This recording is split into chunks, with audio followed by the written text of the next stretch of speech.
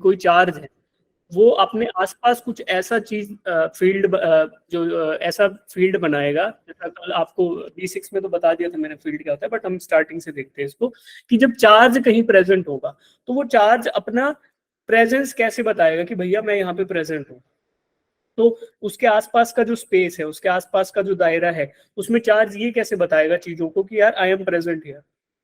तो उसी चीज को बोलते हैं जो प्रॉपर्टी है कि bye the presence of its field, है ना।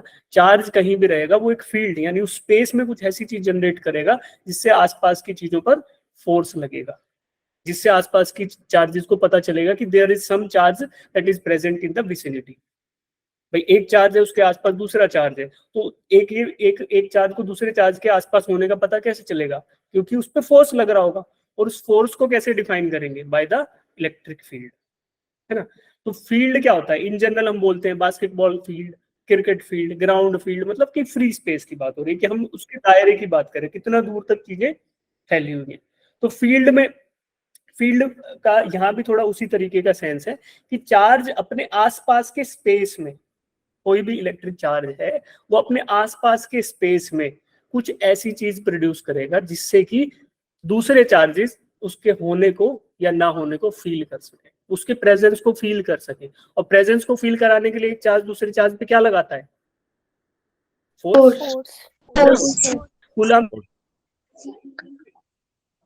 दूसरे चार्ज पे फोर्स लगाएगा। अगर दोनों पॉजिटिव पॉजिटिव है, नेगेटिव नेगेटिव है, लाइक चार्ज है मतलब रिपल्सिव, और अगर अनलाइक चार्जेस है मतलब अट्रैक्टिव। तो फोर्स तो लगेगा और उस फोर्स को ही लगाने के लिए चार्ज क्या प्रोड्यूस करता है अपने आसपास के स्पेस में, फील्ड, है ना। उसको बोलेंगे इलेक्ट्रिक फील्ड। तो ये क्या है, ये एक ऐसी चीज है, हाइपोथेटिकल बोल लो या कंसेप्ट बोल लो, कि ये प्रोड्यूस करेगा, चार्ज अपनी प्रेजेंस को दर्शाएगा बाय अप्लाइंग सम फोर्स। तो ये आसपास के प्रोक्सिमिटी में जितने चार्ज होंगे उन पे लगेगा फील्ड, ठीक है। तो इसको बोलते हैं इलेक्ट्रिक फील्ड। अब फील्ड की थोड़ी थोड़ी फील आई होगी कि जहां चार्ज रहेगा वहां उसका फील्ड रहेगा, जहां भी चार्ज होगा उसकी हमेशा टेंडेंसी रहेगी अपने आसपास के चार्जेस पे कुछ ना कुछ फोर्स लगाने की, तो हमेशा फील्ड तो प्रेजेंट रहेगा ही, ठीक है। तो अब देखो एक बार देख लेते हैं कि इसमें क्या हम जानेंगे, टेबल ऑफ कंटेंट से देखते हैं कि पहला तो इलेक्ट्रिक फील्ड, जिसका थोड़ा थोड़ा हल्का हल्का फीलिंग मैंने आपको दे दिया कि इलेक्ट्रिक फील्ड है क्या। इसकी फॉर्मल डेफिनेशन को देखेंगे, इसके फॉर्मूले को देखेंगे, और इलेक्ट्रिक फील्ड को क्वांटिफाई कैसे करते हैं। कि इलेक्ट्रिक फील्ड तो समझ आ गया कि सर आसपास के स्पेस में फोर्स लगा रहा है, ये कुछ ऐसा ही रहेगा जैसा शुरू में बोला था कि like charges repel each other, unlike charges attract each other. फिर हमने उस अट्रैक्शन या रिपल्सन के द्वारा होने वाले फोर्स को क्वांटिफाई किया with the help of Coulomb's law. तो कूलम्स लॉ ने बता दिया कि कितना फोर्स लगेगा एग्जैक्टली न्यूटन्स में। तो सिमिलर चीजें यहाँ आएंगी कि पहले हमने इलेक्ट्रिक फील्ड को समझेंगे कि फील्ड है क्या, then we will shift towards the quantification of this field, कि हम बताएंगे कि यार इलेक्ट्रिक फील्ड को कैसे क्वांटिफाई कर सकते हैं। और उसके लिए अभी नाम बताता हूँ, उसके लिए एक टर्म यूज करते हैं इलेक्ट्रिक फील्ड इंटेंसिटी। तो जितनी इंटेंसिटी ज्यादा उसका मतलब उतना फील्ड ज्यादा, जितनी इंटेंसिटी कम उतना फील्ड कम। इसको पढ़ेंगे डिटेल में, अभी घबराना नहीं। फिर पॉइंट चार्ज, अगर एक पॉइंट चार्ज है, जैसे हमने कूलम्स लॉ में देखा था कि एक पॉइंट पे होने वाला चार्ज, ठीक है, एक पॉइंट पे चार्ज प्रेजेंट है, अब ये दूसरे पॉइंट चार्ज पे फोर्स लगा रहा है, तो फोर्स तो लग रहा था, ठीक है। अब हम बात करेंगे कि ये फील्ड कैसा होगा, एक पॉइंट चार्ज के प्रेजेंस की वजह से फील्ड कैसा जनरेट होने वाला है। कि फील्ड समझ रहे हैं कि इलेक्ट्रिक फील्ड एक ऐसी चीज है जो मतलब हमें बताएगी कि फोर्स कितना लगेगा, और वो फील्ड को ही स्टडी करेंगे, थोड़ा डीपली करेंगे, इसमें दो तीन चीजें आएंगी। अब वो फील्ड के को डिनोट करने के लिए कंसेप्ट हम यूज करते हैं इलेक्ट्रिक फील्ड लाइंस। आप सबने देखा होगा, जिनका स्कूल में होगा उनका ठीक है, नहीं तो हम बताएंगे कि जो इलेक्ट्रिक फील्ड है उस इलेक्ट्रिक फील्ड को डिफाइन करने के लिए एक मैथमेटिकल कंसेप्ट का यूज होता है जिनको हम बोलते हैं इलेक्ट्रिक फील्ड लाइंस। तो जो जो इसमें इंट्रिकेसीज आएंगी, जो जो इसके अंदर बातें आएंगी कि जो हमें समझने की जरूरत है, उन सबको समझाने के लिए एक इजी कंसेप्ट डेवलप किया गया अर्ली फिजिसिस्ट के द्वारा, कि जिसको बोला गया इलेक्ट्रिक फील्ड लाइंस। ठीक है भाई, लाइंस है। मैं बोलूं आपको कि एक बच्चे के नंबर है ये,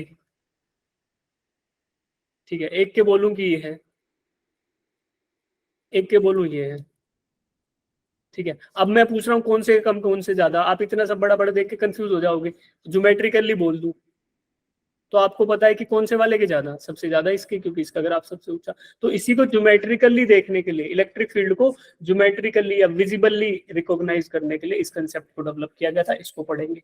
देन वी विल सी की properties of electric field line की। इलेक्ट्रिक फील्ड लाइन को जब एक बार समझ जाएंगे तो उनकी क्या क्या प्रॉपर्टीज रहने वाली है, इलेक्ट्रिक फील्ड से हम किस प्रकार से इलेक्ट्रिक फील्ड लाइन से हम किस प्रकार से इलेक्ट्रिक फील्ड को समझ सकते हैं, और क्या क्या हम बाउंडेशंस रखते हैं, क्या क्या लिमिटेशंस हैं इलेक्ट्रिक फील्ड लाइंस की, क्या इलेक्ट्रिक फील्ड लाइंस कर सकती हैं, क्या नहीं कर सकती हैं। अगर इलेक्ट्रिक फील्ड लाइंस का कुछ सर्टेन पैटर्न है तो उससे हमें क्या पता चल रहा है बाय कि वहां पे चार्ज प्रेजेंट है, चार्ज कितना है, ज्यादा है, कम है, पॉजिटिव वाला चार्ज है कि नेगेटिव वाला चार्ज है, एक ही चार्ज है कि बहुत सारे चार्जेस है। तो ये सारी चीजें हमें देख कर ही पता चल जाएगा if we try to recognize the electric field lines. तो फील्ड लाइंस को इसी प्रकार से ड्रॉ किया जाता है, वो समझेंगे। Then we will learn about the superposition principle. भाई एक चार्ज के बारे में तो अब तक बात कर ली कि एक पॉइंट चार्ज दूसरे पॉइंट चार्जेस पे कितना फोर्स लगा रहा है, बट क्या नेचर में हमेशा अकेला अकेला चार्ज मिलेगा आपको? बोलो यस और नो। आइसोलेटेड चार्ज तो मिलेगा नहीं। अब मैं जैसे हम लोग बात कर रहे हैं, आपके फोन में बहुत सारे इलेक्ट्रॉन्स फ्लो कर रहे होंगे इलेक्ट्रिसिटी के, तो क्या वो एक एक इलेक्ट्रॉन फ्लो कर रहा है? नहीं, बहुत सारे, in very large amount of electrons जब फ्लो करता है तब करंट कहीं जाके 1 एम्पियर होता है। जब करंट के बारे में पढ़ेंगे तो वहां देखेंगे कि 1 सेकंड में कितने इलेक्ट्रॉन्स को फ्लो करना पड़ता है, तब उसको 1 एम्पियर बोलते हैं। तो वो वाली चीजें देखेंगे। तो आइसोलेटेड चार्ज कहीं नहीं होगा। तो ऐसा होगा रियल लाइफ में कि बहुत सारे चार्ज होंगे। तो जब बहुत सारे चार्ज प्रेजेंट होंगे तो क्या करना होगा जी फोर्स निकालने के लिए? तो हमें यूज करना होगा सुपरपोजिशन प्रिंसिपल कि एक दो, ये ऐसा ही है कि वेक्टर सम करना होगा। जैसे हमने पढ़ा था कूलम्स लॉ में कि the force applied on A point charge by multiple point charges is equal to the vector sum of all the forces applied by the individual charges। तो एक इंडिविजुअल चार्ज एक फोर्स लगा रहा है, दूसरा कुछ फोर्स लगा रहा है, तीसरा कुछ फोर्स लगा रहा है, उन सबका वेक्टर सम कर दो तो इस जिस पे फोर्स लग रहा था उस पे लगने वाले नेट फोर्स का आप मैग्नीट्यूड या डायरेक्शन निकाल सकते हो।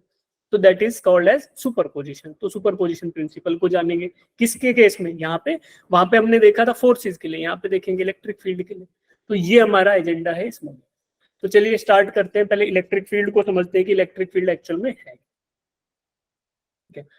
तो इलेक्ट्रिक फील्ड के बारे में मैंने आपको बताया कि कोई भी चार्ज है वो अपने आसपास लगने वाले चार्जेस पे अपनी प्रेजेंस को दिखाएगा कि भैया मैं हूं यहाँ पे, ठीक है। तो वो क्या करेगा? By the application of electric field. और इलेक्ट्रिक फील्ड ही है जिसकी वजह से फोर्स एक्सपीरियंस करता है कोई चार्ज दूसरे चार्ज के नजदीक आने पर। एक चार्ज है, उसके पास अगर कोई दूसरा चार्ज आएगा तो उस पर लगेगा इलेक्ट्रिक फील्ड, और इलेक्ट्रिक फील्ड ही वो चीज है जिसकी वजह से ये फोर्स एक्सपीरियंस कर रहा है, ठीक है। तो अब इसमें देखो फॉर्मल डेफिनेशन एक बार देखते हैं। आपको मोटा मोटा तो समझ आ गया थ्योरेटिकल, अब इसकी मैथमेटिकल डेफिनेशन देख लेते हैं होता क्या है, उसको डिफाइन कैसे करेंगे। तो electric field is defined as electric force per unit charge. तो फोर्स जो अब तक हमने देखा उसको चार्ज से डिवाइड कर दो पर, तो यही हो गया इलेक्ट्रिक फील्ड, ठीक है। मैथमेटिकली बात आ गई। The direction of the field taken to be direction of the force. जिस डायरेक्शन में फोर्स लगने वाला है उसी डायरेक्शन में होगा इलेक्ट्रिक फील्ड, ठीक है। दूसरी बात, दोनों बातें याद रखना भाई, एक एक बात है, दोनों याद रखना। और तीसरी बात क्या कह रहा है कि पॉजिटिव चार्ज से रेडियली आउटवर्ड होगा और नेगेटिव चार्ज से रेडियली इनवर्ड होगा। कौन? इलेक्ट्रिक फील्ड, ठीक है। तो पॉजिटिव चार्ज से इलेक्ट्रिक फील्ड बाहर निकलेगा और नेगेटिव चार्ज के अंदर आएगा, एक बात। दूसरी बात क्या कि इलेक्ट्रिक फील्ड का जो वैल्यू है वो होगा फोर्स पर चार्ज, कि एक चार्ज है उस पर लगने वाला फोर्स, वही होगा क्या? Electric field. और तीसरी बात क्या बोल रहा है कि डायरेक्शन ऑफ द फोर्स, भाई कोई चार्ज है उस पर लगने वाला फोर्स इस डायरेक्शन में रहेगा, उस पर लगने वाला इलेक्ट्रिक फील्ड भी उसी डायरेक्शन में रहेगा, ठीक है। समझ गए तीनों? yes, अब इसमें एक बहुत इंटरेस्टिंग सी चीज आएगी, वो बताऊंगा। पहले ये बात समझ आई ना कि नेगेटिव चार्ज है तो उसमें रेडियली इनवर्ड और पॉजिटिव चार्ज में रेडियली आउटवर्ड। हाँ जी, यस हम सब हैंड रेज कर लिया करो अगर हाँ आ गया समझ। तो बहुत सिंपल सी चीज है। हाँ, हमारे पास लगभग सभी बच्चे आ गए हैं तो अच्छी बात है ये कि कुछ बचा नहीं। B4 के भी सभी बच्चे हमारे साथ हैं, वाह। चलो अब बात करते हैं इलेक्ट्रिक फील्ड का। जो डेफिनेशन तो हमने देख लिया। अब रेडियली आउटवर्ड क्या हो सकता है? किसी पॉइंट चार्ज से रेडियली आउटवर्ड ऐसे होगा, है ना, एक स्फेरिकल। भाई देखो पॉइंट चार्ज है, अगर एक पॉइंट चार्ज को आप स्फीयर मानते हो, मेरे हाथ में ये ऑब्जेक्ट है, ये देखो, अब इस पे हर डायरेक्शन में निकल रहा होगा रेडियली आउटवर्ड, तो क्या उसको एक स्फेरिकल मान लूं एक बॉल है, बॉल से निकल रहा है हर डायरेक्शन में, तो वो भी एक स्फीयर जैसा फील होगा ना आपको। यस इमेजिन कर पा रहे हो Yes, sir. भाई, एक बॉल है, एक बॉल एक पॉइंट चार्ज मान लो, जो अपनी कॉस्को की बॉल हुआ करती थी, उसको एक पॉइंट चार्ज मान लो, उस पे से हर डायरेक्शन में फोर्स निकल रहा है, ये निकल रहा है इलेक्ट्रिक फील्ड, और इलेक्ट्रिक फील्ड फिर हर डायरेक्शन में, तो उसको एक बड़ा मान लो स्फीयर, एक बहुत बड़ा स्फीयर बन जाएगा उसका एक इकट्ठा जोड़। Yes, sir. तो ऐसा बनेगा। अगर दो पैरेलल प्लेट होंगे, ऐसा इनफाइनाइट पैरेलल प्लेट्स होंगे, तो अब ये इनफाइनाइट है, ठीक है। अगर फाइनाइट लेंथ के होंगे तो ऐसा नहीं बनेगा जैसा डिस्प्ले पे है। अगर बेटा ये जो फाइनाइट लेंथ हुआ ना, मान लो मैंने बोल दिया कि ये 1 मीटर का है जी, तो फिर ऐसा नहीं बनने वाला, फिर तो कुछ और भी बनेगा ऐसे ऐसे, अभी उसको पूरा डिटेल में समझेंगे। बट फाइनाइट लेंथ है तो उस पे रेडियली आउटवर्ड मतलब ऐसा ऐसा सीधा सीधा सीधा। एक बार फिर से ड्रॉ करूंगा इसको, अभी के लिए इतना समझ लो, ठीक है। अब इलेक्ट्रिक फील्ड का कंसेप्ट किसने दिया था? सबसे पहले देखो माइकल फैराडे, ये एक इंग्लिश साइंटिस्ट थे, इंग्लैंड में इनका जन्म हुआ। इन्होंने सबसे पहले बताया कि मैं ये मैथमेटिकल कंसेप्ट दे रहा हूं जिससे आप फोर्स को समझ सकते हो। पहले साइंटिस्ट थे कूलम्ब्स, जिन्होंने बताया कि फोर्स का क्वांटिफिकेशन क्या होगा, कि फोर्स का मैग्नीट्यूड कितना लगेगा। और फिर आया किनका contribution? Michael Faraday, sir Michael Faraday, ये इंग्लैंड में थे, 1867 में चल बसे।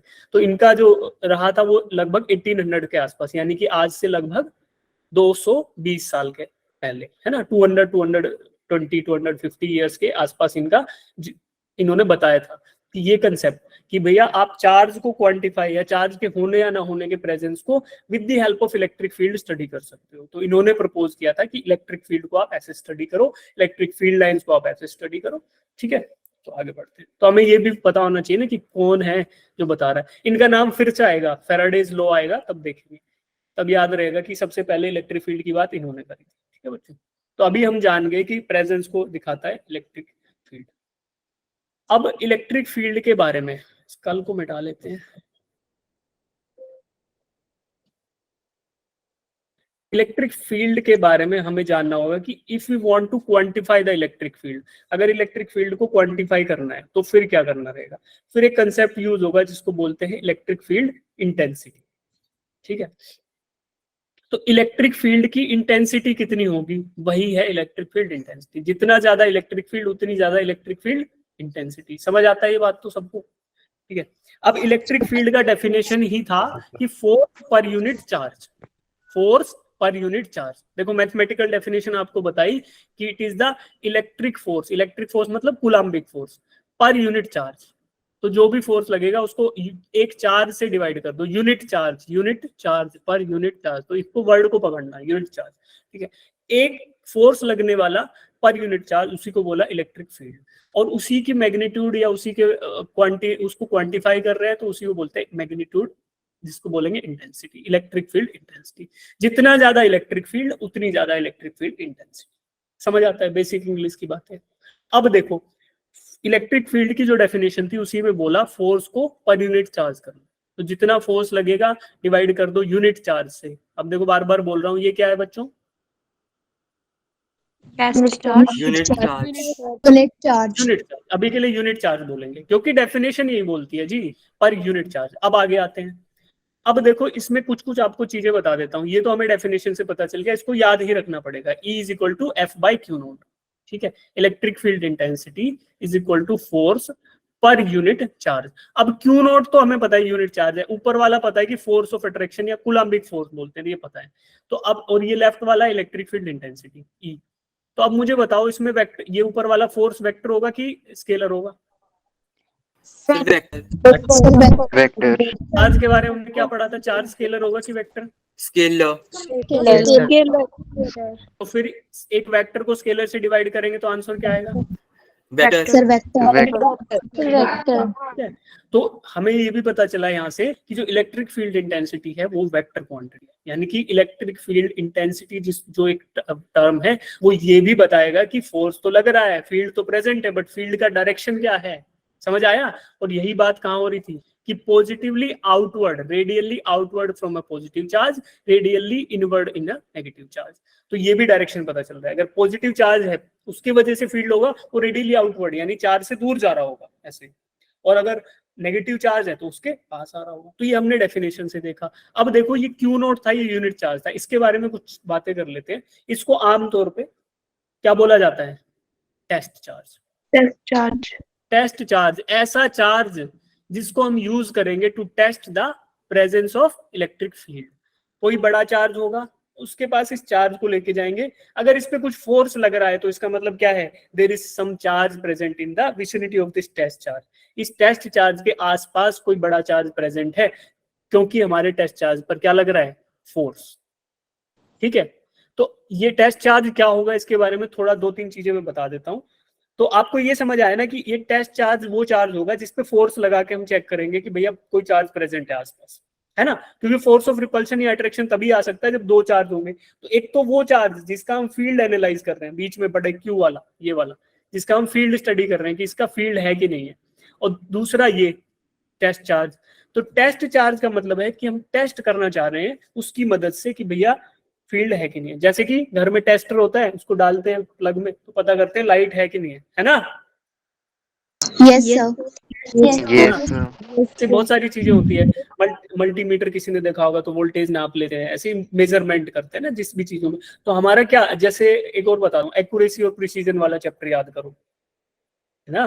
तो आप ये बताओ कि कोई मेजरमेंट इक्विपमेंट है, ये जिनको समझ आए ठीक है, नहीं आए तो भी कोई दिक्कत नहीं।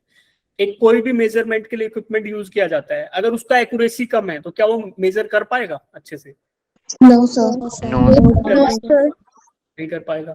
अगर मान लो मेरे को 1 ग्राम वेट मेजर करना है, 1 ग्राम, क्या मैं 1 किलोग्राम के बट्टे से मेजर कर सकता हूँ? No, sir. तो जब मुझे एक्यूरेसी ज्यादा चाहिए, अब इसमें बताओ कौन सा ज्यादा एक्यूरेट है, 1 ग्राम की 1 किलोग्राम? So 1 gram. 1 किलोग्राम। हाँ ठीक है, अब तुम भूल गए हो एक्यूरेसी प्रिसीजन, बट बोल लेते हैं, लूज वर्ड्स में बोल लेते हैं कि 1 ग्राम ज्यादा क्लोज, मतलब ज्यादा छोटी वैल्यू है, इसको मेजर कर रहे हो तो you are measuring more accurate values. ठीक है, तो अब मैं 1 ग्राम के लिए मुझे कम से कम 1 ग्राम का बट्टा चाहिए, है ना। अगर 10% एरर अलाउड करता हूँ, एरर्स याद करो, अगर 10% एब्सोल्यूट एरर अलाउड है तो मुझे 0.1 ग्राम चाहिए मेजर करने के लिए 1 ग्राम को, क्योंकि मैं 10 ऐसे लूंगा 0.1 ग्राम के और फिर नाप लूंगा। ठीक है, अब देखो यही कंसेप्ट यहाँ लगाओ। अगर मैं बहुत छोटा चार्ज मेजर करना चाहता हूँ या बहुत छोटे चार्ज की मदद से आसपास होने वाला फील्ड मेजर करना चाहता हूँ, तो क्या मुझे जो टेस्ट चार्ज है या जो मेरा बट्टा है वो मुझे हल्का चाहिए कि बड़ा चाहिए? Sir, हल्का चाहिए। जब आप एक्यूरेसी ज्यादा चाहते हो, जब आपको वैल्यूज बहुत कम मैग्नीट्यूड की मेजर करनी होती है, तो आपको क्या चाहिए, छोटा चार्ज चाहिएगा ना, जिसका मैग्नीट्यूड हो क्या, कम, ताकि आप प्रेजेंस को मेजर कर पाओ। अब ये चार्ज थे भाई साहब जितने, इससे बहुत बड़े चार्ज ले आए तो मेजर करने के लिए इतना बड़ा और भी बड़ा चार्ज ले आया, ठीक है, जिसपे बहुत सारा चार्ज। ये क्या करेगा भैया, ये इसके फील्ड को डिस्टर्ब कर देगा, ये कहेगा तू ही आजा मेरी तरफ, मेजरमेंट तो छोड़ो, तेरे को ही खींच लेता हूं मैं अपनी तरफ, है ना। तो ये चीज अवॉइड करने के लिए हमारे पास केवल एक ही चॉइस बचती है कि टेस्ट चार्ज है वो एकदम छोटू चार्ज हो, बिल्कुल बारीक सा ऐसा चार्ज हो कि जिस चार्ज का इस चार्ज पे कोई फर्क ही ना पड़े, है ना। जिस चार्ज को आप मेजर कर रहे हो उस चार्ज के ऊपर टेस्ट चार्ज का कोई फर्क ही नहीं पड़ेगा। तो ये छोटा चार्ज होगा मैग्नीट्यूड में, और मैग्नीट्यूड क्या होगा, यूनिट, इसलिए बोला यूनिट चार्ज। अब इसका मैग्नीट्यूड जब आप लेते हो टेस्ट चार्ज, उसकी 2-3 प्रॉपर्टीज होती हैं, वो लिख देता हूं आपके यहाँ पे कि टेस्ट चार्ज के पास क्या क्या प्रॉपर्टीज होंगी। पहली बात होगी कि इसका मैग्नीट्यूड होगा यूनिट। यूनिट मैग्नीट्यूड का मतलब Sir 1. यूनिट मैग्नीट्यूड का मतलब हुआ बच्चों 1 कूलम, ठीक है। और दूसरी चीज होगी कि इसका खुद का कोई इलेक्ट्रिक फील्ड नहीं होगा। अब ये हाइपोथेटिकल बात है ना, अगर कोई चार्ज होगा तो उसका इलेक्ट्रिक फील्ड, वो प्रेजेंस तो अपनी बताएगा, बट हम ये मान लेते हैं कि टेस्ट चार्ज इतना छोटा चार्ज है in comparison to the charge बड़ा वाला जिसका मेजर कर रहे हैं, कि इसका कुछ इलेक्ट्रिक फील्ड का कोई इज्जत नहीं है, यानी इसका नेग्लिजिबल मान लेते हैं। तो दैट्स व्हाई ये बोलते हैं कि it has no electric field of itself. तो test charge will have no self electric field, ठीक है, उसका खुद का कोई इलेक्ट्रिक फील्ड नहीं होगा। तो 2 बातें होगी। तीसरी बात कि ये हमेशा पॉजिटिव नेचर का होगा, it will always be positive. Positive क्यों होगा, उसका भी डेफिनेशन में ही हल छिपा हुआ है, क्या कि डायरेक्शन ऑफ इलेक्ट्रिक फील्ड कहाँ था, वही होगा डायरेक्शन ऑफ फोर्स। फोर्स और इलेक्ट्रिक फील्ड का डायरेक्शन सेम होगा। तो बच्चों फोर्स जो लगेगा किस पे, टेस्ट चार्ज पे। भैया आप तो मेजर तो यहाँ कर रहे हो ना टेस्ट चार्ज पे बैठ के, आपने कोई चार्ज लिया, उस चार्ज के पास जा रहे हो और मेजर किस पे बैठ के कर रहे हो, टेस्ट चार्ज के ऊपर। तो टेस्ट चार्ज पे ही आपका फोर्स लगेगा और वो फोर्स उसी डायरेक्शन में लगना चाहिए जिस डायरेक्शन में इलेक्ट्रिक फील्ड हो। और इलेक्ट्रिक फील्ड पॉजिटिव चार्ज की वजह से किस डायरेक्शन में होगा, रेडियली आउटवर्ड। Radially out. अब रेडियली आउटवर्ड होने के लिए हमें पॉजिटिव टेस्ट चार्ज ही होना चाहिए बच्चों, क्योंकि पॉजिटिव है। अब पॉजिटिव टेस्ट चार्ज पे फोर्स किधर लगेगा, इस वाले से दूर, भैया रिपेल करेगा ना इसको। भाई ये पॉजिटिव है, ये भी पॉजिटिव, तो पॉजिटिव चार्जेस विल रिपेल। तो इस टेस्ट चार्ज पे ये फोर्स ऐसे लगाएगा ना, force applied on test charge by bigger charge Q, तो applied on Q by Q, तो F2 ये दूर जाएगा इससे। तो अब देखो इलेक्ट्रिक फील्ड की डायरेक्शन और फोर्स की डायरेक्शन सेम होगी कि नहीं होगी, Yes, sir. Radially away Yes, from sir. The positively charge, ये बड़ा वाला क्यू चार्ज है से अवे। तो इसीलिए इसको टेस्ट चार्ज को हमेशा पॉजिटिव लेना होता है। अब कोई बोलेगा कि यार पॉजिटिव क्यों लिया, तो जिसने भी ये डिफाइन किया कि रेडियली आउटवर्ड होगा, जो अंदर होगा वही होगा, उन्होंने बताया कि पॉजिटिव टेस्ट चार्ज। तो साइन कन्वेंशन हम इसी प्रकार से सेट करते हैं, एक बार कोई सेट करता है फिर हम सब उसी हिसाब से चलते रहते हैं, ताकि हमें साइन कन्वेंशन का या कंफ्यूजन ना आए कि भैया पॉजिटिव वैल्यू लूं कि नेगेटिव। ठीक है, तो इसीलिए इसका मैग्नीट्यूड होता है पॉजिटिव। मैग्नीट्यूड की वैल्यू 1 कूलम। दूसरी बात कि इसका खुद का कोई इलेक्ट्रिक फील्ड नहीं होगा। तो इतनी बातें सबको समझ आती हैं। अब देखो, क्योंकि एक मोटा मोटी बात और समझो कि इलेक्ट्रिक फील्ड जो है that is force per unit charge. तो बच्चों इलेक्ट्रिक फील्ड जो है, अब हमने कूलम्ब सर ने क्या बोला था कि इलेक्ट्रिक फील्ड का जो मैग्नीट्यूड है K Q1 Q2 upon R square. तो जितना जितना दूरी बढ़ती जाएगी चार्जेस के बीच में, उतना उतना फोर्स कम होता जाएगा। एग्री करते हो? कितने बच्चे एग्री करते हो, हैंड रेज करो। सही है। तो ये बात किसने बोली, कूलम्ब्स ने। अब जब ये चार्जेस है, इसमें हमारे चार्ज, पहला वाला चार्ज तो ये है बीच वाला, और दूसरा चार्ज हमारा टेस्ट चार्ज है। तो जब इनके बीच में दूरी कम करूंगा, मान लो ये टेस्ट चार्ज इधर होता, तो इसके ऊपर फोर्स ज्यादा लग रहा होता कि कम लग रहा होता, सर ज्यादा। ज्यादा लग रहा होता। तो जितना जितना इसके बीच में दूरी कम होती जाएगी बच्चों, तो फोर्स होगा ज्यादा। अब फोर्स ज्यादा होगा तो इलेक्ट्रिक फील्ड भी क्या होगा, ज्यादा। ज्यादा होगा। क्यू नोट तो टेस्ट चार्ज है, क्यू नोट तो टेस्ट चार्ज है, और ये टेस्ट चार्ज हो गया फिक्स। टेस्ट चार्ज के मैग्नीट्यूड में कोई भी बदलाव नहीं आ रहा है, तो केवल बदलाव आप कर रहे हो आर में, और आर जितना कम उतना फोर्स ज्यादा, फोर्स जितना ज्यादा उतना ज्यादा इलेक्ट्रिक फील्ड इंटेंसिटी। तो अब क्या मैं सेफली बोल सकता हूं कि जो ये चार्ज अंदर वाला चार्ज है, इसके बिल्कुल पास में जो होगा वो इलेक्ट्रिक फील्ड की इंटेंसिटी होगी ज्यादा। जितना जितना दूर जाओगे उतना उसकी इलेक्ट्रिक फील्ड की इंटेंसिटी कम होती जाएगी। Good to go? हाँ जी, नाउ प्रीत बेटा डाउट है? ठीक है, ठीक है। तो अब देखो इलेक्ट्रिक फील्ड इंटेंसिटी को अगर कूलम्ब्स इस वाले फॉर्मूले के हिसाब से डिफाइन करते हैं तो कैसा होगा, electric field intensity is equal to force by test charge. तो देखो force applied on test charge, ये क्यू नोट है, क्यू नोट मतलब ऑन टेस्ट चार्ज। तो कोई भी बच्चा ये कंफ्यूजन में ना आएगा कि फोर्स किस पे लग रहा है, फोर्स टेस्ट चार्ज पे लगता है। हम जब मेजरमेंट करते हैं, अगर टेस्टर लोगे, मान लो जो टेस्टर से सबसे टेस्ट चार्ज से सबसे पहले वही आता है ना कि भैया प्लग में डाल के टेस्टर, हाँ लाइट आ रही है, तो टेस्टर जब लग रहा है तो बिजली किस पे लग रही है भाई, टेस्टर पे लग रही है, तभी तो बत्ती जल रही है ना उसकी। तो ये वाला फोर्स भी टेस्ट चार्ज पर ही लगेगा, तो ये बात बिल्कुल ध्यान रखेंगे। और जब हम फोर्स डिफाइन करते हैं फिजिक्स में, तो ऑन पहले आता है, किस पे अप्लाई हुआ, किसने लगाया वो बाद में आता है। तो it is applied on test charge by the presence of charge Q, तो ये force divided by test charge का मैग्नीट्यूड। तो यही हमने डिफाइन किया इलेक्ट्रिक फील्ड इंटेंसिटी यहाँ पे। ठीक है, यहां से आगे इधर, अब इसमें वैल्यूज डाल दो किसकी, कूलम्ब्स लॉ से, K Q1 Q2 upon R square और n कैप। n कैप क्या होगा, n cap is the direction of electric field, जिस डायरेक्शन में इलेक्ट्रिक फील्ड लग रहा है वही डायरेक्शन है इलेक्ट्रिक फील्ड। तो unit vector in the direction of force, ये वाला। ठीक है, तो n कैप क्या है, यूनिट वेक्टर। तो unit vector is nothing but Coulomb's law, अभी वेक्टर फॉर्म में देखा था वहीं से आ रहे हैं सीधा सीधा कि यूनिट वेक्टर से मल्टीप्लाई करो वेक्टर आ जाएगा। तो since electric field is a vector quantity, so we need to provide direction also. तो ये बातें सब क्लियर हो गई। K Q1 Q2, अब देखो इस फॉर्मूले में अगर वैल्यूज रखोगे तो पहला वाला चार्ज आएगा टेस्ट चार्ज, तो Q नोट हो जाएगा ये। दूसरे वाला चार्ज आएगा, बड़े वाला चार्ज ये Q, और नीचे R तो दूरी हमने मानी रखी तो R²। तो बेटा क्या हुआ, और अगर इलेक्ट्रिक फील्ड इंटेंसिटी लिख दोगे इसको ऐसा करके तो नीचे Q0 और आ जाएगा डिवाइडेड बाय, तो Q0 से Q0 उड़ गया, बच गया क्या KQ/R²। और इसको वेक्टर क्वांटिटी लिख रहे हो तो एक यूनिट वेक्टर लगा दो कि भाई जो भी डायरेक्शन रहेगी उस डायरेक्शन में यूनिट वेक्टर, तो उसको जनरल टर्म्स में लिख देते हैं कि n। आया समझ? Yes, sir. Yes, sir. आगे बढ़ सकते हैं अब हम? Yes, Yes. sir. अनुमति हो तो आप सभी, ठीक है ठीक है। तो इलेक्ट्रिक फील्ड इंटेंसिटी समझ आया, इलेक्ट्रिक फील्ड का थोड़ा थ्योरेटिकल कंसेप्ट समझ आया कि चार्ज अपनी प्रेजेंस को बताने के लिए अपने आसपास के फील्ड में, अपने आसपास के स्पेस में एक फील्ड प्रोड्यूस करता है, एक ऐसी प्रॉपर्टी या एक ऐसी चीज प्रोड्यूस करता है जिससे आसपास उसके समीप या उसके निकट कोई चार्ज आता है उस पर फोर्स लगता है, तो उसी को बोलते हैं इलेक्ट्रिक फील्ड।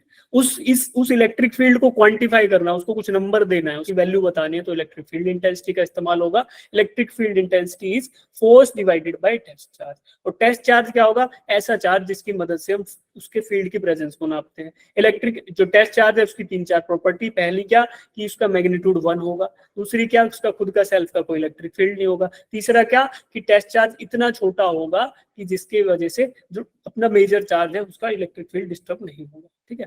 और एक चीज और थी कि ये पॉजिटिव होगा हमेशा, पॉजिटिव इसलिए कि आपको फोर्स का और इलेक्ट्रिक फील्ड का डायरेक्शन सेम होना चाहिए। किस वजह से, bye the definition of electric field itself. तो जिन्होंने डिफाइन किया उन्होंने ऐसा सेट किया, समझ आता है, ठीक है।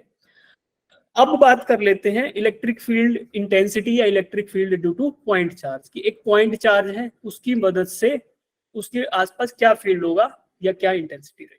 तो ये मेरा चार्ज है जिसका मुझे इलेक्ट्रिक फील्ड निकालना है, तो मैं क्या करूंगा, सबसे पहले एक लेके आऊंगा पॉजिटिव टेस्ट चार्ज इसके आसपास, इसको मेजर करने के लिए। अभी टेस्ट चार्ज पे ये कोई फोर्स लगाएगा, क्योंकि ये पॉजिटिव है तो रिपल्सिव फोर्स लगने वाला है, तो टेस्ट चार्ज पे लगेगा रेडियली इधर और इस पे लगेगा उसके जस्ट अपोजिट, तो ये फोर्सेस लगेंगे।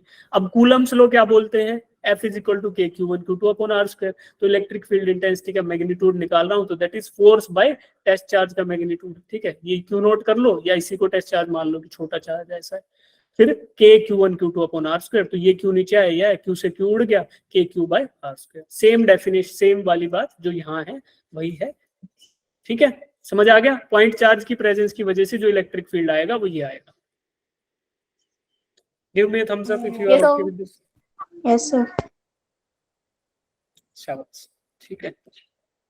तो सिंपल है, कुछ हमने ज्यादा किया नहीं, we have divided it by the magnitude of test charge, जो हमने कूलम लॉ देखा था उसमें से। तो अब डरेंगे नहीं, इलेक्ट्रिक फील्ड से नहीं डरेंगे।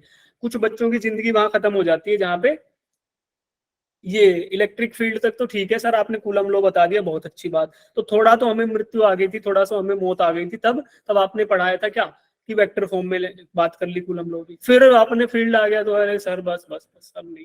तो फील्ड से भी फीड रहेंगे, फील्ड में भी कुछ नया नहीं है यार, फील्ड का एक डेफिनेशन किसी ने रख दिया, उस डेफिनेशन के हिसाब से हम पढ़ लेंगे और क्वेश्चंस कर लेंगे। तो ये 3-4 चीजें याद रखेंगे। टेस्ट चार्ज से कोई नहीं डरेगा, कई बार ऐसा आता है अरे टेस्ट चार्ज मतलब क्या, चार्ज तो ठीक था, positive charge negative test charge, तो टेस्ट चार्ज से कोई नहीं डरेगा, गुड, ठीक है। टेस्ट चार्ज के बारे में 2-3 बातें इतनी बार बता दूंगा, तुम्हें रिवीजन करा के भूलोगे तो नहीं कम से कम, ठीक है। चलो अब देखो, अब बात करते हैं कि इलेक्ट्रिक फील्ड हमने जान लिया जी। इलेक्ट्रिक फील्ड को ज्योमेट्रिकली डिफाइन करने का एक तरीका किन्होंने दिया, ये भी फैराडे ने दिया। उन्होंने बताया कि इलेक्ट्रिक फील्ड लाइंस एक ऐसा मैथमेटिकल कंसेप्ट है जिसकी मदद से आप इलेक्ट्रिक फील्ड को और आसानी से समझ सकते हो, जिसकी मदद से आप किसी चार्ज के प्रेजेंस को दिखा सकते हो, जिसकी मदद से आप इलेक्ट्रिक फील्ड इंटेंसिटी को ग्राफिकली दिखा सकते हो, जिसकी मदद से आप 2 या 2 से ज्यादा चार्जेस के प्रेजेंस को समझ सकते हो कि यहाँ पे कितने चार्जेस प्रेजेंट है। तो ये सब चीजें हमें ज्योमेट्रिकली दिखने लगेंगी with the help of electric field lines, ठीक है।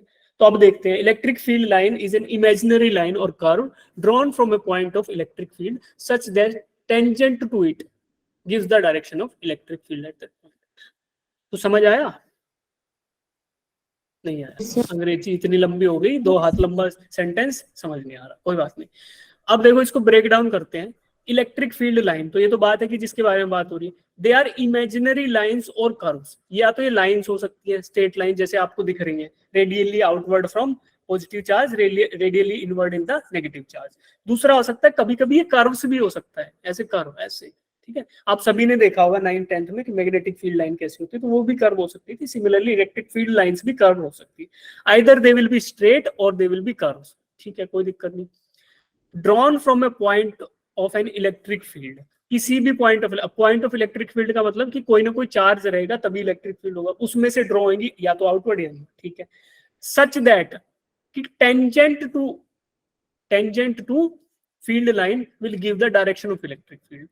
जब आप किसी भी इलेक्ट्रिक फील्ड लाइन पे टेंजेंट ड्रॉ करोगे तो वो आपको दिखाएगा direction of electric field at that particular point.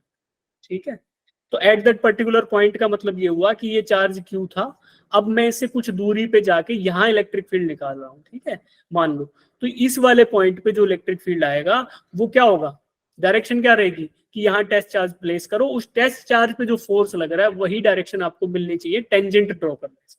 ठीक है, तो अब देखो जो हम डिस्कशन कर रहे थे पॉजिटिव चार्ज, तो पॉजिटिव चार्ज के सिलसिले से शुरू करते हैं। एक पॉजिटिव चार्ज है, इफ अब ये मैं बोलता हूँ आपको, जो रेड लाइन दिख रही है these are nothing but electric field lines, की इलेक्ट्रिक फील्ड के प्रेजेंस को दिखा रहे हैं ज्योमेट्रिकली कि भैया ऐसा है। ठीक है, अब मैं किसी पॉइंट पे, मान लो इस पॉइंट पे इसको कलर चेंज कर लेते हैं, समझ नहीं आएगा। अब इस पॉइंट पे I want to find out कि इलेक्ट्रिक फील्ड क्या है या फिर इलेक्ट्रिक फील्ड का डायरेक्शन क्या है। तो here I will place a test charge q naught, positive q naught. ठीक है, अब इस पे लगने वाला फोर्स का जो डायरेक्शन रहेगा वही है डायरेक्शन इलेक्ट्रिक फील्ड का। तो बच्चों क्या रहेगा, दिस इज द डाउनवर्ड, ये हमने देख लिया कि ऐसे रहेगा।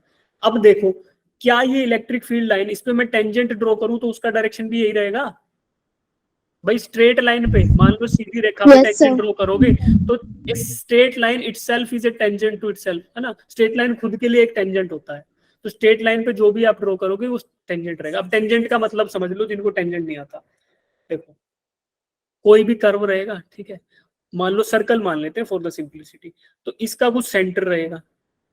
ठीक है, टेंजेंट का मतलब होता है कि जब आप इसको रेडियस को ऐसे ले जाओ और इस रेडियस से 90 डिग्री पे एक एंगल ड्रॉ कर दो सरफेस, तो वही होगा टेंजेंट। ठीक है, तो सर्कल बना होगा तो सर्कल पे ऐसे ऐसे जा रहा होगा, आपने बहुत जगह देखा होगा ऐसे मोर पंख जैसे बना रहता है, तो यस सर, वेलोसिटी। ठीक है, जब ये कर्व थोड़ा कॉम्प्लिकेटेड हो, मान लो सर्कल ना हो, कुछ अलग सा हो, तो उस केस में क्या हो सकता है, मान लो ऐसा है अजीब सा कर्व, तो उस केस में इस पर्टिकुलर इंस्टेंट पे, जैसा हम लोग पढ़ते हैं ना किसमें, कैलकुलस में, सब में, इस पर्टिकुलर इंस्टेंट पे कुछ कर्वेचर रहा होगा, उसका सेंटर ऑफ कर्वेचर रहेगा, तो उसका उस पे 90 डिग्री बनाओगे तो टेंजेंट होगा। अब यहाँ कर्वेचर थोड़ा बढ़ गया तो मतलब इसका रेडियस थोड़ा कम रहा होगा इस पॉइंट पे, ये सेंटर ऑफ रहा होगा, तो इससे 90 डिग्री। तो टेंजेंट का मतलब ज्योमेट्रिकली या मैथमेटिकल कंसेप्ट वाइज ये होता है। ठीक है, बाकी हम सबको पता है कि टेंजेंट कैसे ड्रॉ करते हैं, टेंजेंट ऐसे ड्रॉ करते हैं, ऐसा कुछ भी है, ऐसा बना लो, हो गया टेंजेंट का, बात खत्म। ठीक है, अब जिनको याद नहीं आ रहा याद करो, जब आपने पहली बार सर्कल ड्रॉ करना सीखा था, प्रकार रखा घुमा दिया तो वो टेंजेंट ही बन रहा है। ठीक है, अब भूल जाओ इस बात को। तो tangent to a electric field line gives the direction of electric field, ये बात याद रखना। ठीक है, तो यही है डेफिनेशन किसकी, इलेक्ट्रिक फील्ड लाइन की। These are the geometrical concept जो हमें हेल्प करते हैं to define the electric field, और अगर इन पे कहीं भी टेंजेंट ड्रॉ करते हो तो उससे आपको मिलेगा direction of electric field at that particular point. या फिर दूसरे टर्म्स में बोले कि they will give us the magnitude, yeah, they will give us the direction of the force that is applied on the test charge placed at that particular point. तो जब हम बात करेंगे इलेक्ट्रिक फील्ड की, जब हम बात करेंगे इलेक्ट्रिक फील्ड के द्वारा प्रोड्यूस होने वाले फोर्सेस की, तो उस केस में हमारे पास के जो पिक्चर में आएगा that is test charge. Good, चलो अब देखते हैं प्रॉपर्टीज। इसमें किसी को इशू है, इलेक्ट्रिक फील्ड लाइन का क्या है, कंसेप्ट क्यों आया, क्या दिक्कत आई, कैसे no define sir, clear. No है सर, ना? No, एक बार sir. यस बोल दो अनम्यूट करके, जिनको समझ आ गया सब बढ़िया। Yes sir, Yes, Yes, sir. sir. Yes sir, सही है, सही है, सही है। तो अभी तक सभी Yes, लोग sir. साथ में। कोई बच्चा ऐसा है जिसको डाउट है, प्लीज एक बार हैंड रेज कर लो भाई, कोई शर्माने वाली बात नहीं है इसमें। शाबाश, ठीक है। तो अभी देखो क्या देखना है, इलेक्ट्रिक फील्ड लाइंस नेवर, अब हम कुछ प्रॉपर्टीज देखेंगे, और वो प्रॉपर्टीज क्या है, अगर जिस प्रकार से हमने डिफाइन किया ना इनको, उसी से उसके कुछ आउटकम्स आ रहे हैं, उन्हीं को प्रॉपर्टीज बोलते हैं। ठीक है, तो electric field lines can never intersect each other. दो इलेक्ट्रिक फील्ड लाइन कभी भी एक दूसरे को इंटरसेक्ट नहीं करेंगे। जैसे मान लो नंबर 1 वाली इलेक्ट्रिक फील्ड लाइन ये है, नंबर 2 ये है, अब 1 तो ऐसे जा रही है, 2 ऐसे जा रही है, क्या ये इंटरसेक्ट करेंगी इस पॉइंट पे? तो हमें प्रॉपर्टी के द्वारा पता चल रहा है कभी नहीं करेंगे इंटरसेक्ट। क्यों? क्योंकि tangent to electric field line at a particular point gives us the direction of electric field. और डायरेक्ट एक जो इलेक्ट्रिक फील्ड है बच्चों, वो एक वेक्टर क्वांटिटी है, ठीक है। वेक्टर क्वांटिटी है तो वेक्टर क्वांटिटी का एक जगह पे कोई दो डायरेक्शन नहीं हो सकता, ठीक है। अभी के लिए थोड़ा समझो, बहुत देर बाद बताऊंगा जब हम बात करेंगे कि electric force field, electric field is a conservative field. तो कंजर्वेटिव फील्ड का मतलब ये होता है, जब हम एक बार सुपरपोजिशन प्रिंसिपल देख लेंगे कि जब एक इलेक्ट्रिक फील्ड आ रहा है दूसरा उसके ऊपर आ रहा है, मतलब दे आर एडिंग, तो ऐड होके एक रिजल्टेंट बनाएंगे। तो कभी भी दो फील्ड लाइंस नहीं हो सकती, इंटरसेक्ट नहीं कर सकती। क्यों? क्योंकि आइदर तो इवन रहा होगा, मान लो कोई चार्ज है इधर Q1, उसकी वजह से E1 फील्ड है, ठीक है। कोई चार्ज इधर है Q2, उसकी वजह से E2 फील्ड है। तो यहाँ पे जब लगेगा तो यहाँ पे क्या होगा बच्चों, अगर थोड़ा प्रैक्टिकली सोचो, क्या यहाँ पे हमें E1 और E2 ऐसे दिखाने की जरूरत है, या फिर हम इलेक्ट्रिक फील्ड को मेजर कर रहे थे अपना एक टेस्ट चार्ज लाके, तो मैं यहाँ पे एक छोटू टेस्ट चार्ज लेके आऊंगा प्लस Q0। अब इस टेस्ट चार्ज पे कुछ फोर्स ये लगा रहा होगा, मान लिया बात ठीक है आपकी बात की, F2 बोल दिया इसको, ये कुछ फोर्स ये लगा रहा होगा F1, तो इन दोनों का एक मैग्नीट्यूड भी तो रहेगा रिजल्टेंट, जिसको बोलते हैं FR, है ना, रिजल्टेंट फोर्स। तो भाई F1 और F2 का रिजल्टेंट फोर्स निकाल लो FR, तो ये वाला फोर्स होगा जो एक्चुअल में एक्ट कर रहा होगा इस पे, और उसी के परपेंडिकुलर होगा क्या, फील्ड लाइन। तो कभी भी दो नहीं होगी, एक ही होगी, ठीक है। और ये जानेंगे अच्छे से पता चलेगा जब हम पढ़ेंगे, क्या इसी से कंक्लूजन निकलता है कि जो कंजर्वेटिव फोर्स फील्ड है, ठीक है, कि एक पॉइंट से दूसरे पे जाओगे तो उसमें केवल पोजीशन के डिफरेंस पे डिपेंड करता है। ये चलो बाद में आएंगे इसमें। तो अभी के लिए जान लो कि कभी भी इंटरसेक्ट नहीं करेगी, क्योंकि एक जगह पे दो इलेक्ट्रिक फील्ड नहीं हो सकते। क्यों नहीं हो सकते? क्योंकि उनका एक रिजल्टेंट होगा और वो एक ही। गुड, आगे बढ़ते हैं। Field lines are perpendicular to the surface of the charge, कि जो भी चार्ज होगा उसके सरफेस से परपेंडिकुलर होंगे। मान लो ये चार्ज था, ठीक है, ये चार्ज है यार, मैं क्लास से पहले टेस्ट करता हूँ तो बहुत बढ़िया चलता रहता है, इसमें दिक्कत नहीं आती। और अभी देखो क्या करता है, मिटा देता है। अब ये चार्ज है, इस चार्ज के सरफेस से परपेंडिकुलरली परपेंडिकुलर होगा, यानी कि 90 डिग्री पे। अगर पॉजिटिव है तो परपेंडिकुलरली आउटवर्ड्स, रेडियली आउटवर्ड जिसको बोलते हैं, है ना, या फिर रेडियली इनवर्ड। तो कोई भी फील्ड लाइन है वो perpendicular to the surface of the charge होगी। अब ये स्फेरिकल चार्ज था, स्फीयर था, तो स्फीयर से रेडियली आउटवर्ड मतलब परपेंडिकुलर, मतलब स्फीयर से अगर परपेंडिकुलर ड्रॉ करोगे तो मतलब क्या, रेडियली आउटवर्ड्स। और अब वही जो चीज मैं आपको बता रहा था कि इनफाइनाइट अगर आपका ये आ रहा है क्या, कंडक्टर, इस पे पॉजिटिव चार्ज है, इस पे नेगेटिव चार्ज है, और ये ऐसे इन्फिनिटी तक जा रहा है, प्लस इन्फिनिटी तक फैला हुआ है, इस डायरेक्शन में माइनस इन्फिनिटी तक फैला हुआ है, यानी कि कोई डिफरेंस इसमें है नहीं ज्यादा दोनों साइड। तो अब इस केस में क्या होगा, इस केस में जो फील्ड लाइन होगी बच्चों वो पॉजिटिव चार्ज से निकलती है। हमें पता है कि field lines are radially outward from positive charge and they terminate into the negative charge, ये हमने पढ़ा by the definition of electric field lines itself. तो देखो यहां से निकलेंगी और इधर आ जाएंगी परपेंडिकुलर, ठीक है, 90 degree perpendicular to the charge surface. तो ये आपको हर जगह मिलेगी ये प्रॉपर्टी, बार बार देखोगे पता चल जाएगा, जहां से चल रहा है वहां पे और जहां टर्मिनेट हो रहा है यहाँ भी 90 degree. These are going to be perpendicular to the both the charge surfaces, तो ये आपको दिखेगी property. This is nothing but the second property of the field lines। अब आगे चलते हैं, ये कैपेसिटर में बहुत ज्यादा देखेंगे, ये जब कैपेसिटर वाला पढ़ेंगे ना कंसेप्ट, तो हमें ये बार बार दिखेगा कि ऐसा फील्ड बनेगा अंदर।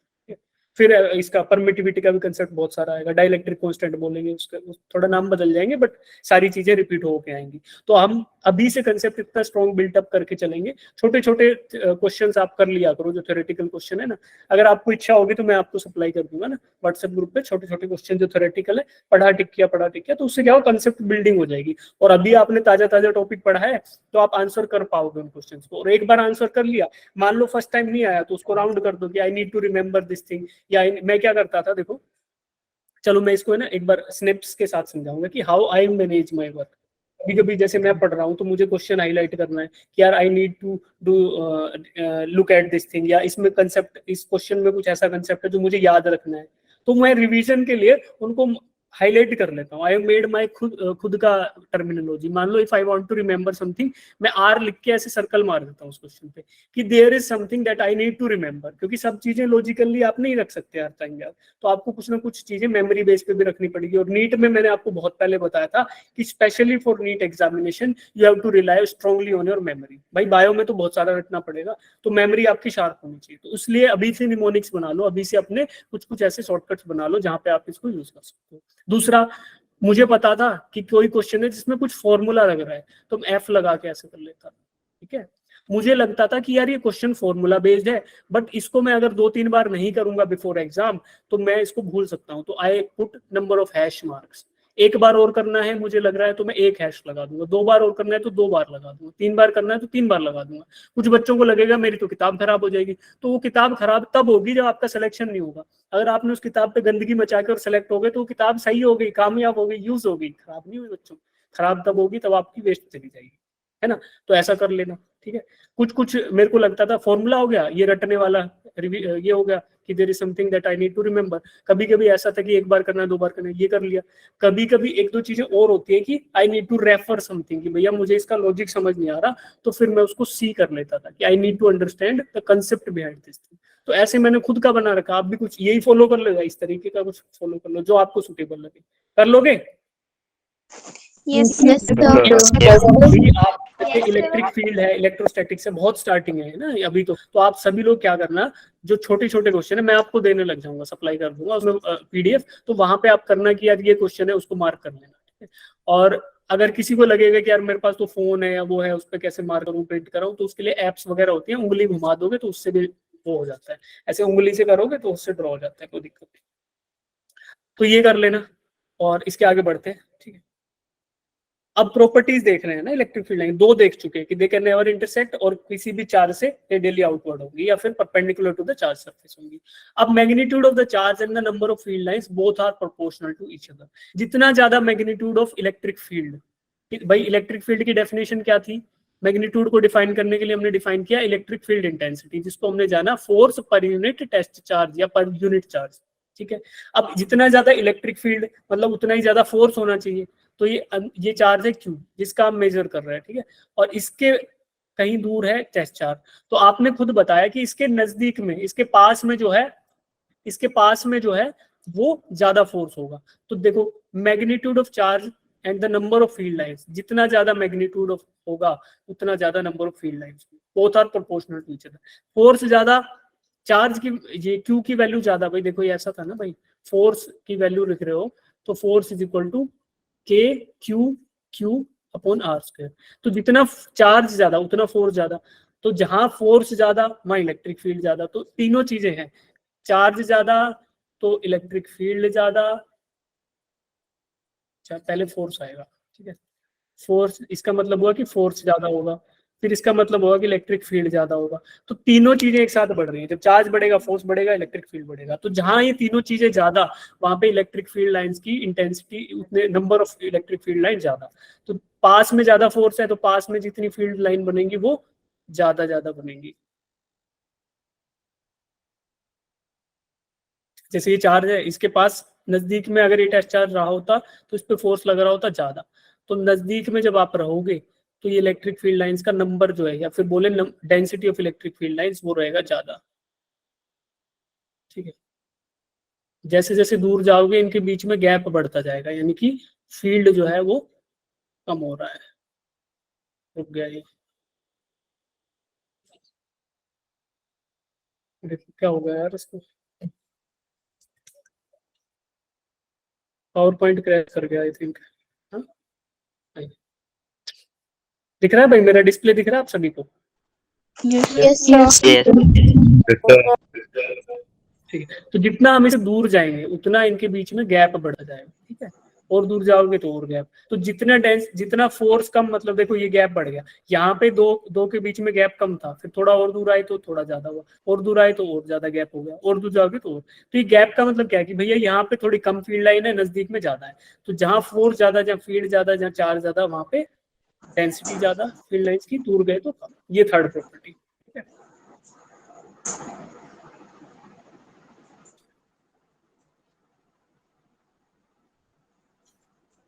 अब देखो फोर्थ प्रॉपर्टी देखो,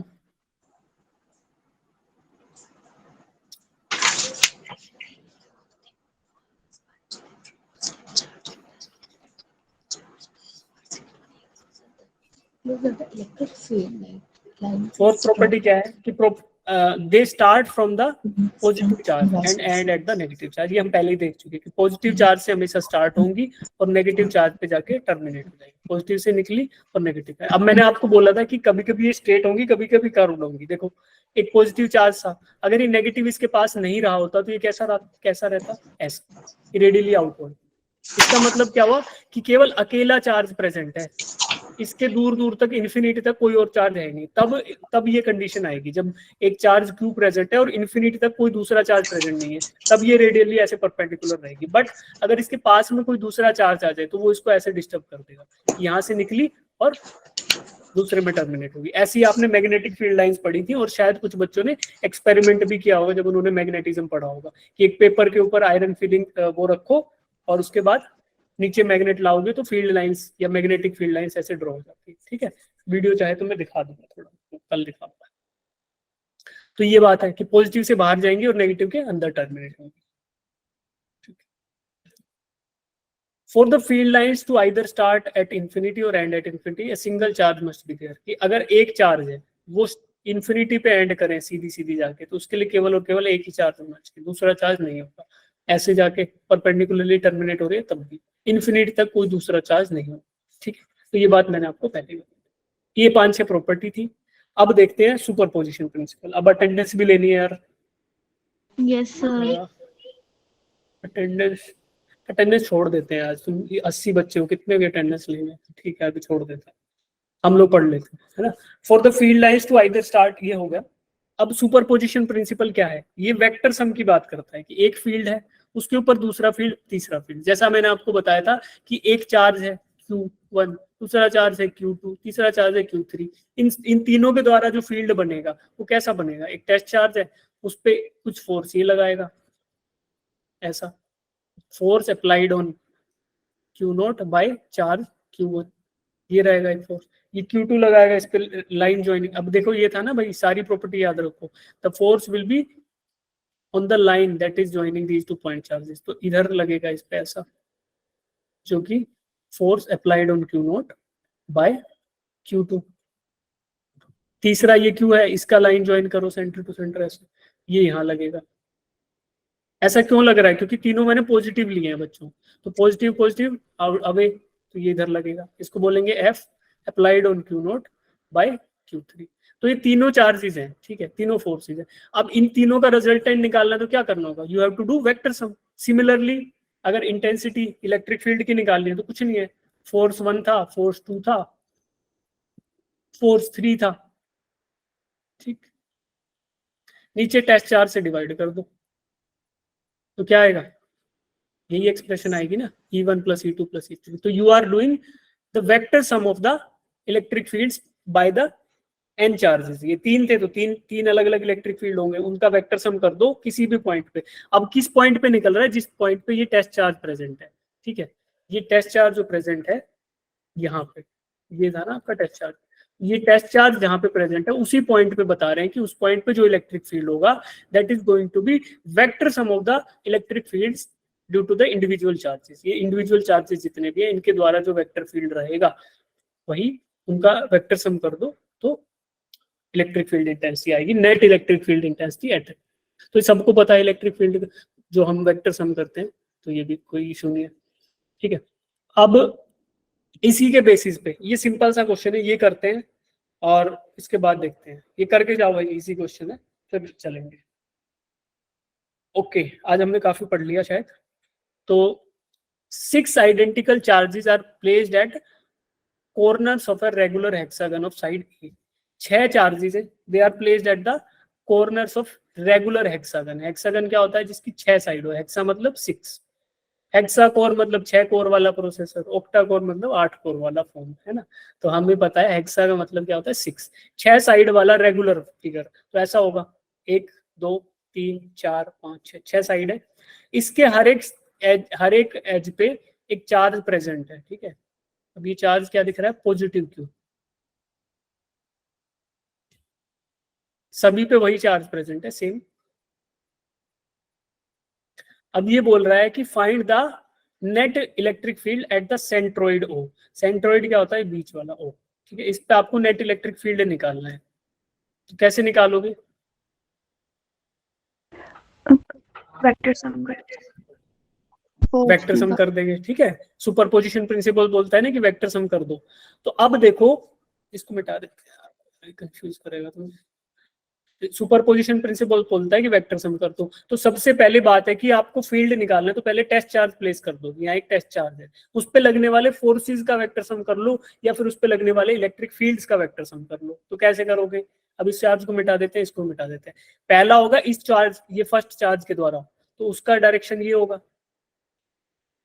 ठीक है, दूसरा होगा इसके द्वारा, वो इससे अपोजिट में लग रहा होगा, और मैग्नीट्यूड क्या रहेगा? बराबर। ये चार्ज और ये चार्ज दोनों बराबर है ना भाई, ये भी बराबर, ये भी बराबर। और अगर उससे निकालो ना यार, ई से निकालते हो, ई में क्या था? K magnitude of charge upon r square, यही तो था, है ना? यही तो था। इसमें एक जो क्यू था वो उड़ गया ना, क्योंकि एफ में 2 क्यू आते थे, ई में 1 क्यू आएगा। जिस चार्ज से निकाल रहे हो उसी का मैग्नीट्यूड खाली। अब देखो, ये चार्जेस क्योंकि ये सभी बराबर है, तो इसका मैग्नीट्यूड तो सेम रहेगा भाई। दूरी सबकी बराबर है, मान लो ये आर है ना, तो दूरी सबकी बराबर है। अगर ये सॉरी ये आर है ना, एज लेंथ दिया हुआ इसने, तो एज लेंथ बराबर है, तो भी ये दूरी तो सेम आएगी by the symmetry of the figure, because it is a regular hexagon. तो अब देखो, ये दूरी सेम है और ये चार्ज बराबर है, तो मैग्नीट्यूड सेम होगा, तो ये कुछ रहेगा ई मान लेते हैं। इसके जस्ट अपोजिट दूसरा लग रहा है, उसको भी ई बोलेंगे। ठीक है, इधर लगेगा, उसके जस्ट अपोजिट इधर लगेगा, जो इधर लगेगा उसके जस्ट अपोजिट इधर लगेगा। तो क्या ये सारे के सारे जो हैं वो एक दूसरे को कैंसिल आउट कर देंगे? Yes, sir. Yes. Net electric field क्या हो गया फिर? Zero. Zero. कट पिट के सारे खत्म, और आंसर आया हमारा 0। ठीक है, तो ये सिंपल था। इसके बाद ये वाला क्वेश्चन एक बार ट्राई करना आप। ठीक है, Yes, sir. एक बार इसको ट्राई करना, ये आर मान लेना, इसको होमवर्क लिखो। कल आते ही क्लास में ये वाला क्वेश्चन डिटेल में कराऊंगा। एक बार थोड़ा सुपर पोजिशन दोबारा बता दूंगा जिन बच्चों को नहीं आया, क्योंकि हो सकता है आपने इतनी सारी बातें एक साथ सुनी, हो गया हो फोकस। तो यहाँ से स्टार्ट करेंगे फ्रेश, बिल्कुल ये करेंगे। फिर ये क्वेश्चन एक बार फिर से बताऊंगा, और ये होमवर्क आप लोग ना इसको डिस्कस करेंगे। ठीक है, तो आज हमने क्या क्या सीखा है बच्चों? बताओ आज हमने क्या क्या सीखा? Sir, देखो, एक बार देखो। Electric field and superposition principle. अच्छा तुम लोग बताओ, चलो ठीक है, मैं तो बताइए, आप लोग बताओ क्या क्या क्या सीखा? electric lines, electric intensity, properties of electric superposition principle. ठीक है, सब बता दिया आपने। इलेक्ट्रिक फील्ड लाइंस,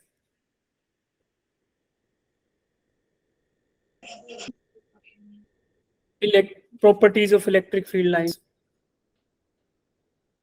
और एक चीज नहीं बोली यार तुमने। Electric field due to point charge.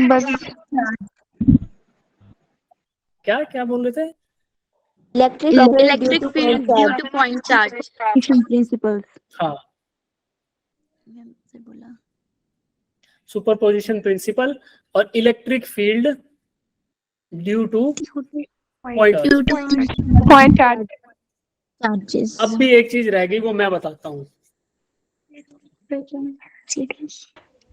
भाई। सबसे इम्पोर्टेंट तो टेस्ट चार्ज था, जिसका आपने नाम नहीं लिया है ना। सबसे जरूरी तो टेस्ट चार्ज था, जिसकी मदद से हम सब कुछ स्टडी कर पाए। क्या? इलेक्ट्रिक फील्ड लाइंस, प्रॉपर्टीज, ये वो सब। क्योंकि जब तक टेस्ट चार्ज की बात नहीं करोगे तब तक इलेक्ट्रिक फील्ड की बात नहीं कर सकते। क्यों? क्योंकि इलेक्ट्रिक फील्ड का ही डेफिनेशन क्या बोलता है कि force per unit test charge. Per unit test charge, जब टेस्ट चार्ज नहीं आएगा तो क्या? तो ये भी याद रखना है टेस्ट चार्ज। इसकी प्रॉपर्टी बताओ क्या क्या थी? मैग्नीट्यूड कितना था टेस्ट चार्ज का? Sir, one. वेक्टर क्या था? पॉजिटिव था कि नेगेटिव था? Sir, positive. पॉजिटिव। और इसका क्या टेस्ट चार्ज का खुद का इलेक्ट्रिक फील्ड था? No. No. वो इलेक्ट्रिक फील्ड है ना, खुद का इलेक्ट्रिक फील्ड नहीं था। और बस इतनी प्रॉपर्टीज। ठीक है बेटा।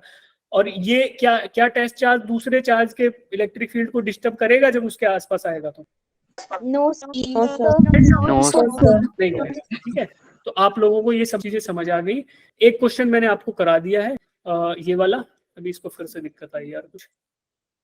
तो जो एक क्वेश्चन तो मैंने आपको बताया कि जिसमें कैंसिल आउट हो गए एक दूसरे, और जो क्वेश्चन बच गया वो वाला क्वेश्चन आपको होमवर्क करना है, ठीक है? Yes, ये sir. वाला होमवर्क करके आना, और हो सके तो ये भी एक और क्वेश्चन है इसमें, वो भी कर लेना, और फिर हम लोग इसको डिस्कस करेंगे। Then we will proceed towards the further topics, जो हमारा इलेक्ट्रिक पोटेंशियल आएगा, और इसके अलावा चार्ज डिस्ट्रीब्यूशन की वजह से क्या इलेक्ट्रिक फील्ड रहेगा, उसमें थोड़ा कैलकुलस का यूज होगा, डिफरेंशिएशन का यूज होगा।